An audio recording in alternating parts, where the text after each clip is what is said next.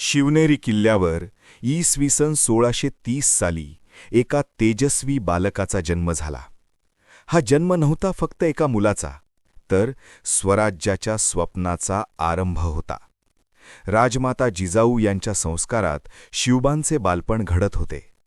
आईच्या शब्दांतून शिवबांच्या मनात न्याय, धर्म आणि स्वराज्याची ओढ निर्माण होत होती.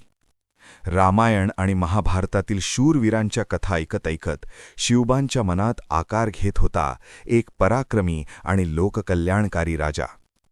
लाकडी तलवार हातात घेऊन शिवबा खेळत होते युद्धाचे डावपेच.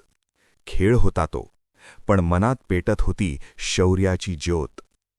मावळ्यांच्या मुलांसोबत वाढताना शिवबांनी ओळखलं दुःख, संघर्ष आणि मातीशी नातं.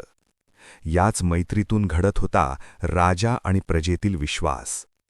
लहान वयातच शिवबांनी पाहिला न्याय आणि शिकले एकच सत्य: अन्याय सहन न करता त्याविरुद्ध उभं राहायचं. डोंगरदऱ्या, किल्ले आणि मावळ यांच्याकडे पाहताना शिवबांच्या डोळ्यात एकच स्वप्न होतं: आपलं स्वराज्य, स्वतःचं राज्य. या बालपणातूनच घडले छत्रपती शिवाजी महाराज. शौर्य, बुद्धी आणि नेतृत्वाचा अनमोल आदर्श, जो आजही